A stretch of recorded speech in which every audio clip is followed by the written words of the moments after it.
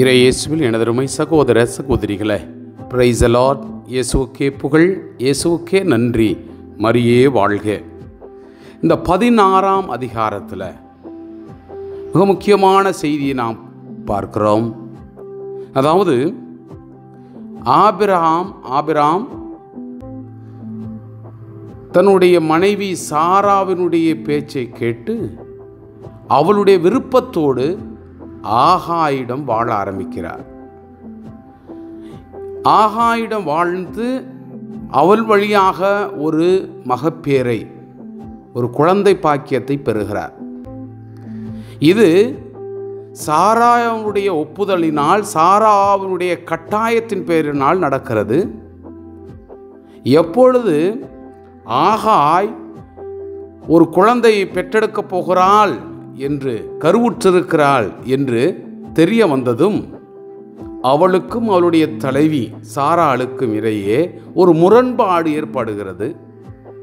இதுதான் பெண்களுக்கும் இடையே, அதாவது சக்காலத்து சண்டை போல பெண்களுக்கு இடையே நடக்கிற மிகப்பெரிய முரண்பாடு.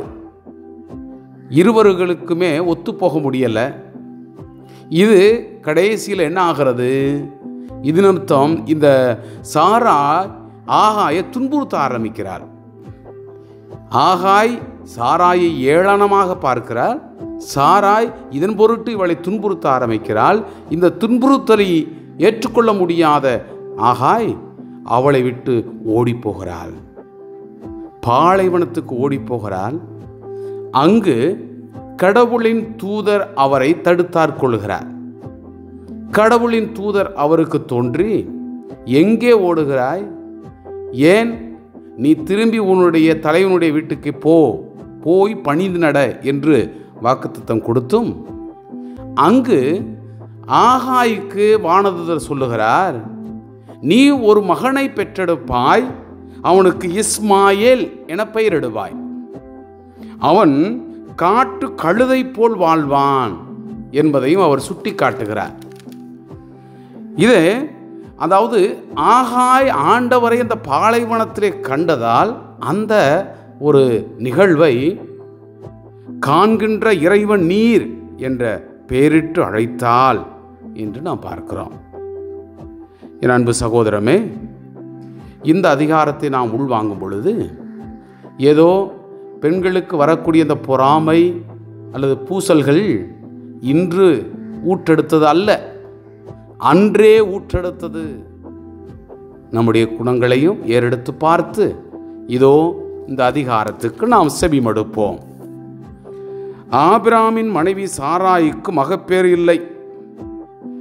சாராய்க்கு ஆகார் என்ற எகிப்திய பணிப்பெண் ஒருத்தி இருந்தால், சாராய் ஆபிராமிடம், ஆண்டவர் என்னை பிள்ளை பெறாதபடி செய்துவிட்டார், நீர் என் பணிப்பெண்ணிடம் உறவு கொள்ளும், ஒருவேளை அவள் எனக்காக பிள்ளை பெற்று தரக்கூடும் என்றார். ஆபிராம் சாராயின் சொல்லை கேட்டார். ஆபிராம் கானான் நாட்டில் 10 ஆண்டுகள் வாழ்ந்த பின் அவர் மனைவி சாராய் எகிப்து பணிப்பெண் ஆகாரை தம் கணவருக்கு மனைவியாக கொடுத்தார். அவர் ஆகாருடன் உறவு கொண்ட பின் அவள் கருவுற்றாள்.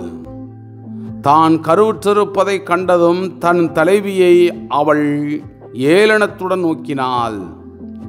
அப்பொழுது சாராய் ஆபிராமிடம், எனக்கு இழைக்கப்பட்ட தீங்கு உம்மேல் இருக்கட்டும், நீ தழுவும்படி நானே கொடுத்த என் பணிப்பெண் அவள் கருவுற்றிருக்கிறாள் என்பதை கண்டதிலிருந்து என்னை ஏளனமாக நோக்குகிறாள்.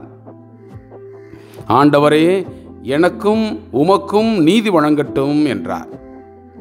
ஆபிராம் சாராயிடம், உன் பணிப்பெண் உன் அதிகாரத்தின் கீழ் இருக்கிறாள், உனக்கு நல்லதாக படுவதை அவளுக்கு நீ செய் என்றார். இதற்கு பின் சாராய் அவளை கொடுமைப்படுத்தினார். ஆகவே ஆகார் சாராயிடமிருந்து தப்பி ஓடினாள். ஆண்டவரின் தூதர் அவளை பாலைவனத்தில் இருந்த ஒரு நீர் ஊற்றுக்கு அருகில் கண்டார். அந்த ஊற்று சூருக்கூச் செல்லும் வழியில் இருந்தது. அவர் அவளை நோக்கி, சாராயின் பணிப்பெண் ஆகார், நீ எங்கிருந்து வருகின்றாய், எங்கே போகின்றாய் என்று கேட்டார். அதற்கு அவள், என் தலைவி சாராயிடமிருந்து நான் தப்பி ஓடுகிறேன் என்றாள். ஆண்டவரின் தூதர் அவளிடம், நீ உன் தலைவியிடம் திரும்பி சென்று அவளுக்கு பணிந்து நட என்றார். பின்பு ஆண்டவரின் தூதர் அவளிடம், உன் வழிமரபினரை யாரும் எண்ண முடியாத அளவுக்கு பெருக செய்வேன் என்றார். மீண்டும் ஆண்டவரின் தூதர் அவளிடம், இதோ கருவுற்றிருக்கும் நீ ஒரு மகனை பெற்றெடுப்பாய், அவனுக்கு இஸ்மாயேல் என பெயரிடுவாய். ஏனெனில் உன் துயரத்தில் ஆண்டவர் உனக்கு செவிசாய்த்தார். ஆனால் அவன் காட்டு கழுதை போல் வாழ்பவனாக இருப்பான். எல்லோரையும் அவன் எதிர்ப்பான், எல்லோரும் அவனை எதிர்ப்பார்கள். தன் உறவினர்களுக்கு எதிரியாக அவன் வாழ்வான் என்றார். அப்பொழுது, என்னை காண்பவரை நானும் இங்கே கண்டேன் அல்லவா என்று அவள் சொல்லி தன்னுடன் பேசிய ஆண்டவரை காண்கின்ற இறைவன் நீர் என்று பெயரிட்டு அழைத்தாள். ஆகவே அந்த கிணற்றுக்கு பெயர் லகாய்ரோயி என்ற பெயர் வழங்கலாயிற்று. அது காதேசுக்கும் பேரேத்துக்கும் இடையே இருக்கின்றது. ஆகார் ஆபிரகாமுக்கு மகன் ஒருவனை பெற்றெடுத்தால், ஆகார் பெற்ற தம் மகனுக்கு ஆபிராம் இஸ்மாயேல் என்று பெயரிட்டார். ஆகார் ஆபிராமுக்கு இஸ்மாயேலை பெற்றெடுத்த பொழுது அவருக்கு வயது 86.